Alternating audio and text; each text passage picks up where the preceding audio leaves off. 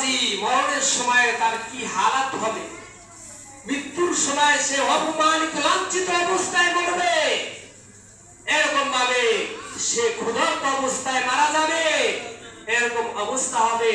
সে তাই এমন বিভাসিত অবস্থা দুনিয়ার থেকে চলে যাবে, 7 দরিয়ার পানিও যদি তাকে পান করানো হয় তারপরেও তার আশা মিটবে না। এবং কবরের মধ্যে তাকে 3 প্রকারের শাস্তি প্রদান করা হবে।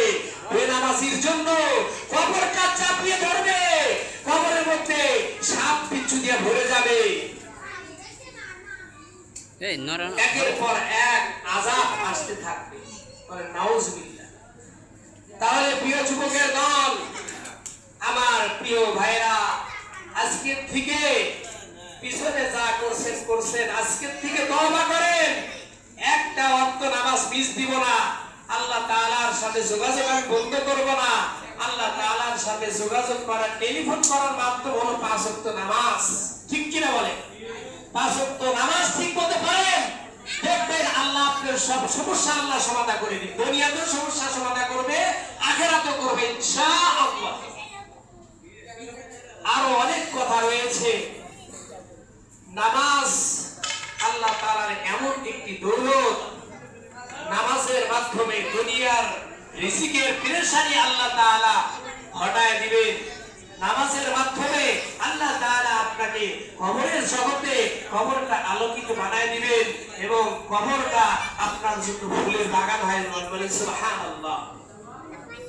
প্রিয় ভাইরা, আমরা যুবকের দল, আপনারা 5 ওয়াক্ত নামাজ পড়বেন, নবীর সুন্নাত, দাড়িটা রাখবেন, আর নবীকে কতদিন কষ্ট দিবেন? নবীর গলায় আর ছুরি ধরিয়েন না। আজকে থেকে দাড়িটা রাখেন, নবীর সুন্নতের প্রতি আসেন। আমার নবী কত কষ্ট করে গেছেন, নবীর ইতিহাস, নবীর জীবনী কত আমরা শুনতেছি।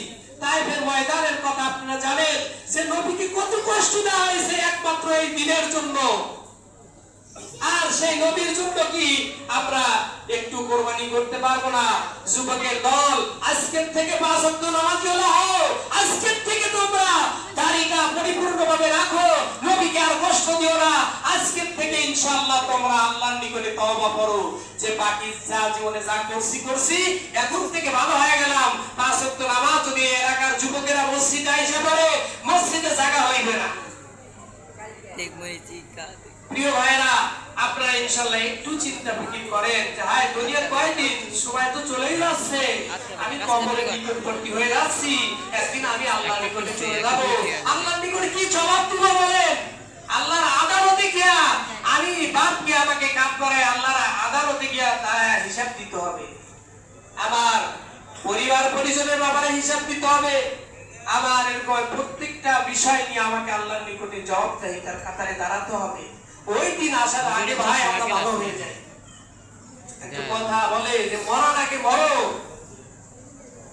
তো ভাই আমরা যেহেতু আমাদের সামনে সময় আসতেছে না, যখন যেদিন আপনার আবার মৃত্যুর জাকাত টাইম চলে আসবে, ওই টাইমে আমরা বুঝবো এখন পর্যন্ত আমরা সোজা হচ্ছি না। টাকা মানুষগুলো সোজা হয় কখন জানেন?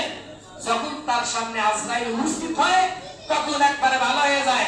একটু সময় দাও, ভালো হয়ে যায়। বিবি বাচ্চার কাছ থেকে একটু মাপ চেয়ে নিয়ে আসি, আমাদের কাছ থেকে একটু মাপ চেয়ে নিয়ে আসি, এখন থেকে নামাজিওয়ালা হবো, এখন থেকে কোরআন পড়ানোওয়ালা হবো, এখন থেকে মানুষকে গালি দিব না, এখন থেকে মানুষের সাথে খারাপ ব্যবহার করবো না, এখন থেকে মানুষের গীবত শিকায়ত করবো না, এখন থেকে একবারে ভালো হয়ে যাবো না। আজরাইল একটু সময় দাও, ওই টাইম আর সময় দেওয়া হবে না। সময় শেষ হয়ে যাচ্ছে, আপনার আমার মতো, আপনার আমার সময় বরফের পানির মতো সময় শেষ হয়ে যাচ্ছে। ভাই একটু চিন্তা ফিকির করেন যে হায় দুনিয়ায় দেখতে দেখতে শেষ হয়ে যাচ্ছে, আমি আপনি কবরের নিকটবর্তী হয়ে যাচ্ছি। আল্লাহ আমাদেরকে সহি তরিকে আমল করার জন্য তৌফিক দান করুন। আমরা যারা আমাদের কেশিয়ার সাহেব 1 মিনিট কথা বলবেন।